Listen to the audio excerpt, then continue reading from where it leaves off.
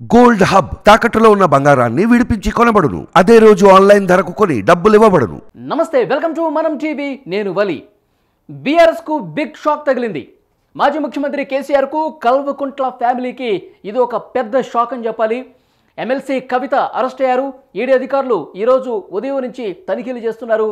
ED సోదాలు సుదీర్ఘంగా MLC కవిత నివాసంలో కొనసాగాయి. ముఖ్యంగా ఢిల్లీ లిక్కర్ కేసుకు సంబంధించి గతంలో చాలాసార్లు కూడా నోటీసులు ఇచ్చారు. విచారణకు రావాల్సిందిగా కోరారు. అయితే ముందస్తుగా తాను అనుకున్నటువంటి కార్యక్రమాలు ఉండటం వల్ల విచారణకు హాజరు కావట్లేదని చాలా సందర్భాలు చెప్పారు. రీసెంట్గా సిబిఐ కూడా ఒక నోటీస్ ఇచ్చింది.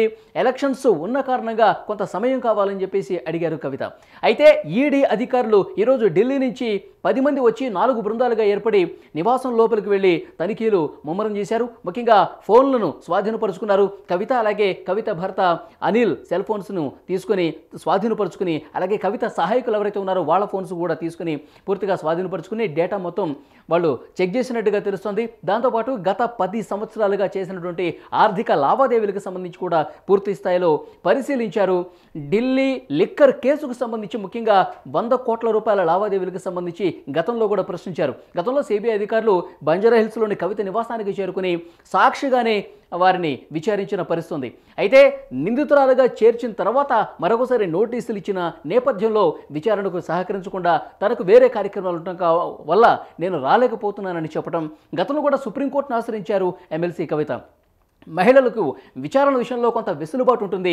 మహిళలు నేరుగా ఈడీ కార్యాలయానికి వచ్చి విచారణకు సహకరించే పరిస్థితి లేదు.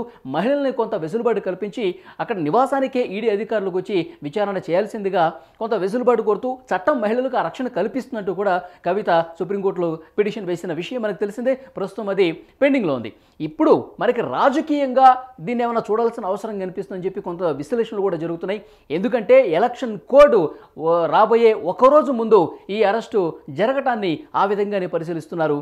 ఎందుకంటే గతంలో చాలాసార్లు కూడా ఈడీ అరెస్టు చేయబోతుంది, లేదంటే సిబిఐ అరెస్టు చేయబోతుందని చెప్పి వార్తలు వచ్చాయి.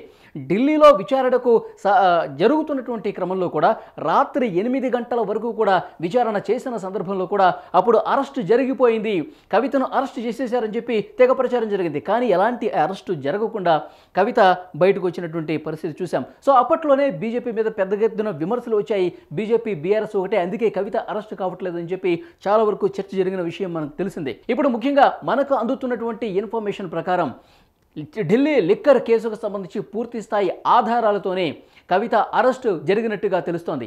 ముఖ్యంగా సౌత్ గ్రూప్గా ఏర్పడి 100 కోట్ల రూపాయలకు సంబంధించి లావాదేవీలుగా, అంటే ఢిల్లీ మద్యం పాలసీకి సంబంధించి ఈ సౌత్ గ్రూప్ చాలా కీలకంగా వ్యవహరించింది. 100 కోట్ల రూపాయలకు సంబంధించి పెట్టుబడి విషయంలో పూర్తి స్థాయిలో అవకతవకలు జరిగాయి. వీళ్ళు కీలక భాగస్వాములుగా మారిపోయి ఢిల్లీ మద్యం పాలసీని వాళ్ళు కేంద్రీకృతమైపోయి దాన్ని శాసించారు. అక్కడ పెద్ద ఎత్తున అవకతవకలు జరిగాయి. ఈ 100 కోట్ల రూపాయలు ఆమ్ ఆద్మీ పార్టీ పంజాబ్ ఎన్నికల్లో వాడుకుంది. సో ఇలాంటి పెద్ద ఎత్తున ఆరోపణలు, విమర్శలు వచ్చాయి. వీటన్నిటికి సంబంధించి పూర్తి స్థాయిలో ఆధారాలు సేకరించి ఈడీ అధికారులు ఇవాళ అదుపులోకి తీసుకున్నట్టుగా తెలుస్తుంది. ముఖ్యంగా ఈ ఢిల్లీ లిక్కర్ స్కామ్కి సంబంధించి అరవింద్ కేజ్రీవాల్ కూడా నోటీసులు ఇచ్చారు. అయితే ఆయన కూడా విచారణకు సహకరించని పరిస్థితి మనం ఇప్పటివరకు చూసాం.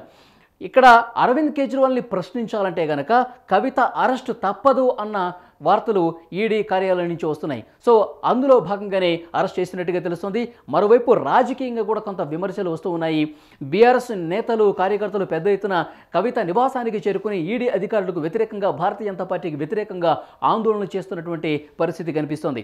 ఎన్నికల కోడ్ ఒక రోజు ముందు, రేపు ఎలక్షన్ కోడ్ వస్తుందని చెప్తున్నారు. ఎలక్షన్ కోడ్ వస్తే గనక ఈ అరెస్టులు అనేవి సాగు. ఎందుకంటే పూర్తిగా ఎన్నికల సంఘం ఆధీనంలోకి పవర్స్ అన్ని వెళ్ళిపోతాయి కాబట్టి అప్పుడు ఎలాంటి అరెస్టులు జరగవని చెప్పి ఒక చర్చ ఉన్న నేపథ్యంలో ఒకరోజు ముందే ఈ విధంగా అరెస్ట్ చేశారని చెప్పి పెద్ద ఎత్తున చర్చ అయితే జరుగుతుంది. సో గతంలో కూడా చాలా సందర్భాల్లో లిక్కర్ కేసులో చాలా కీలక పాత్ర పోషించారు కవిత. సో కవిత అరెస్టు ఖాయం అని చెప్పి వార్తలు మనం చూసాం.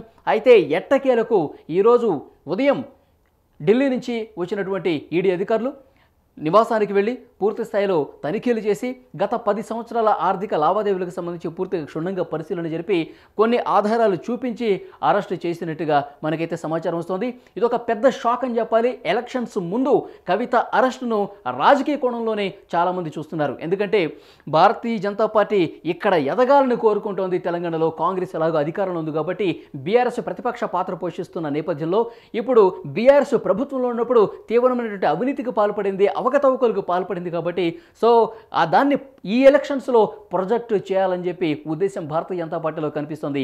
ఎక్కువ ఎంపీ స్థానాలు గెలవాలంటే గనక బీఆర్ఎస్ను మరింత తక్కువ చేసి చూపిస్తే బీఆర్ఎస్ ప్రభుత్వంలో ఉన్నప్పుడు వాళ్ళు ఎలాంటి అవినీతి చేశారో ప్రజలకు ఈ రకంగా ఒక మెసేజ్ రూపంలో ఇవ్వాల్సినటువంటి పరిస్థితి ఉంది కాబట్టి భారతీయ జనతా పార్టీ ఈ రకమైన గేమ్ ఆడిందని బీఆర్ఎస్ ఆరోపణలు చేస్తున్నటువంటి పరిస్థితి కనిపిస్తుంది. సో నిజంగా దీన్ని రాజకీయ క్రీడగానే చూడాల్సిన అవసరం ఉందా లేదన్నది కూడా చూడాలి. ఎందుకంటే ఎలక్షన్ కోడ్ వచ్చే ఒక్కరోజు ముందు ఈడీ కవితను అరెస్ట్ చేస్తున్నటువంటి నేపథ్యంలో ఈ రకంగా విశ్లేషణలు జరుగుతున్నటువంటి పరిస్థితి కనిపిస్తుంది.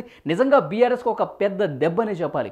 ఎందుకంటే కల్వకుంట్ల కవిత 2014లో ఎంపీగా గెలిచారు. తర్వాత 2019 ఎంపీ ఎలక్షన్స్లో ఆమె నిజామాబాద్ నుంచి పోటీ చేసి ఓడిపోయారు. సో ఈసారి ఎంపీగా తాను పోటీ చేయనప్పటికీ కూడా రాజకీయంగా కొంత కీలకమైనటువంటి పాత్ర పోషించే అవకాశం కనిపిస్తుంది. కేసీఆర్ కుమార్తెగా తను రాష్ట్ర వ్యాప్తంగా అన్ని ఎంపీ స్థానాల్లో ప్రచారం చేసే పరిస్థితి ఉంది కాబట్టి ఆ రకంగా బీఆర్ఎస్కి ఒక పెద్ద దెబ్బని చెప్పాలి. మరొక ముఖ్యమైనటువంటి విషయం ఏంటంటే కేటీఆర్ కూడా అరెస్టుకు రంగం సిద్ధమైంది.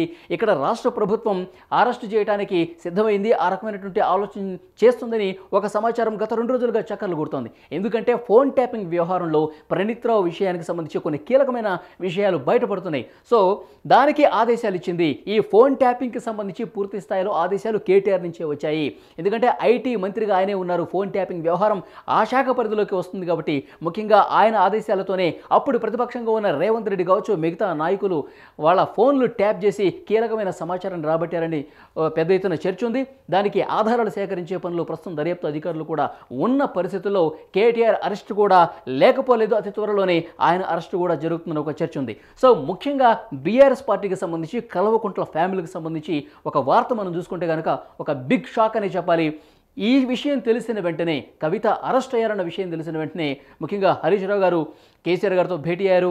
భవిష్యత్తు కార్యాచరణకు సంబంధించి పూర్తి స్థాయిలో చర్చలు జరుగుతున్నట్టుగా తెలుస్తుంది. లీగల్ టీంతో డిస్కషన్ జరుగుతున్నట్టుగా తెలుస్తుంది. చూద్దాం నెక్స్ట్ పరిణామాలు ఏ విధంగా ఉంటాయనేది. Thank you very much.